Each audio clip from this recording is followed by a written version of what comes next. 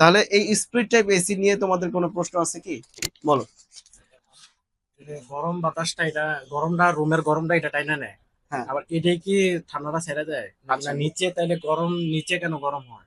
কেন গরম হয় এটার উত্তর বাকিরা সবাই জানে, তাই না?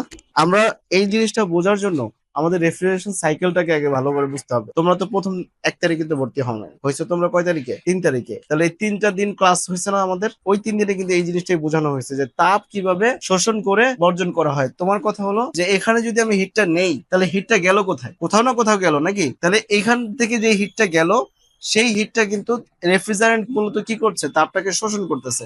এই রেফ্রিজারেন্ট বা হিমায়ক, ওর মূল কাজ হলো তাপ পরিবহন করা। তাপ কি করা? পরিবহন করা। তাহলে ও কি করছে? এখান থেকে তাপ শোষণ করতেছে, তাপ শোষণ করে সেই তাপটাকে কি করতেছে? সে পরিবহন করে ভিতর দিয়ে নিয়ে যাচ্ছে। এখানে যখন কম্প্রেসার যখন উচ্চ চাপ প্রয়োগ করতেছে, উচ্চ চাপের ফলে তাপ উৎপন্ন হচ্ছে, এবং তাপ এবং কন্ডেন্সার কন্ট্রোল ডিভাইসে যখন বাধা সৃষ্টি হচ্ছে, কন্ডেন্সারের ভিতরে একটা প্রেসার তৈরি হয়েছে না? প্রেসারের ফলে, হাই প্রেসারের ফলে এখানে কিন্তু উচ্চ চাপ, চাপের ফলে উচ্চ তাপও সৃষ্টি হয়েছে, তাই না? তাহলে সেই তাপটা কি করলো? ফ্যানের মাধ্যমে বের করে দিল। তাহলে এদিক দিয়ে তাপটাকে কি করলো? বের করে দিল। আর এদিক দিয়ে তাপটা কি করলো? শোষণ করলো। তাহলে এদিক দিয়ে তাপ শোষণ করছে, কিন্তু এদিক দিয়ে তাপ বের করে দিল। তাপ কি মূলত রেফ্রিজারেশন সিস্টেম ছাড়া ধরা যায়? মানে আমি তাপটাকে ধরে এই প্রান্ত থেকে ওই বাইরে ফেলে দিলাম, এটা কি সম্ভব? এটা কি কখনোই সম্ভব? সম্ভব না। তাহলে মূলত কি, যে তাপটাকে শোষণ করে তোমার তাপটাকে বর্জন করে। এই যে এই অ্যানিমেশন ভিডিওটাতে একটু লক্ষ্য করবা যে তাপ, এখানে যে তাপমাত্রা গুলো লেখা থাকে সেগুলো একটু বোঝার চেষ্টা করো, দেখলে তোমরা বুঝতে পারবা। তোমাদের কি কোনো প্রশ্ন আছে আর? আমাদের ক্যামেরার পিছনে স্টুডেন্ট আছে, বলো কি প্রশ্ন? ভিতরে যাই বলি। না, বলো তুমি।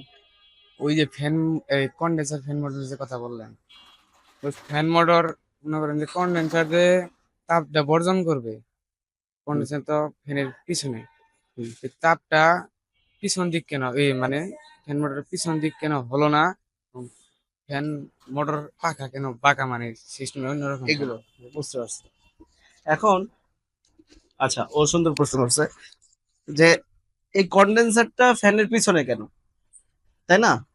কন্ডেন্সারটা ফ্যানের পিছনে কেন? এই বক্সটা যদি আমরা একটু লক্ষ্য করি, পুরোটাই কিন্তু আটকানো থাকে, তাই না? এখন আমার মেইন কথা হলো, ধরো আমি কোনোভাবে, যেমন আমি তোমাদেরকে একটা অভিজ্ঞতা শেয়ার করি। আমার এক বন্ধু পদ্মার পারে একটা এসির কাজ করতে গেছে, ও গিয়ে দেখে এই ফ্যান মোটর নষ্ট। ফ্যান মোটরটা কি নষ্ট, কিন্তু এই এসিটা 1 বছর ধরে চলতেছে কোনো সমস্যা ছাড়া। এখন প্রশ্ন হলো কিভাবে ওই এসিটা পদ্মার পারে, ওই এসিটা কি পদ্মার পারে থাকার ফলে পদ্মার পারে যে নদীর বাতাসটা আছে, এই বাতাস এসে কন্ডেন্সারটাকে ঠান্ডা করে দেয়। আমার মূল কাজ হলো ফ্যানের না, মূল কাজ হলো কন্ডেন্সারকে ঠান্ডা করতে হবে। এখন তুমি কিভাবে করবা? কিভাবে তুমি কন্ডেন্সারটাকে ঠান্ডা করবা?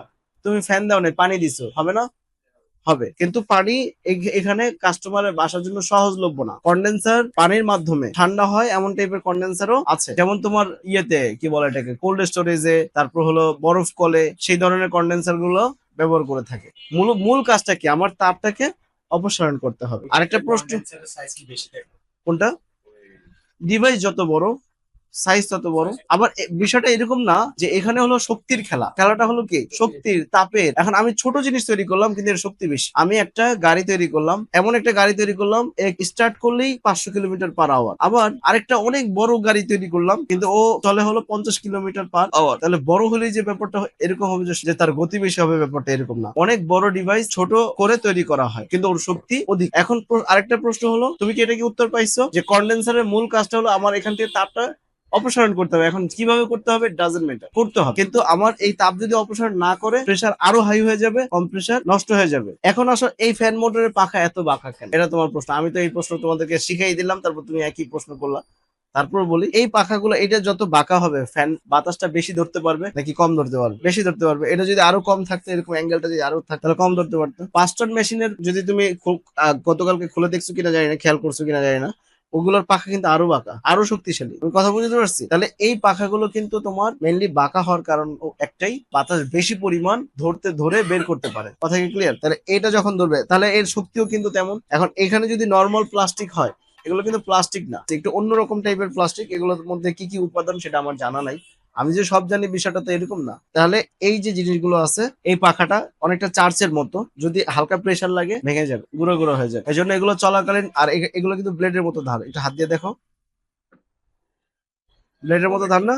হাত লাগলে আমাদের অনেক পোলাপানের কিন্তু কাজ করতে গিয়ে হাত পড়েও গেছে, এরকম কিন্তু ঘটনা আমাদের কাছে আছে।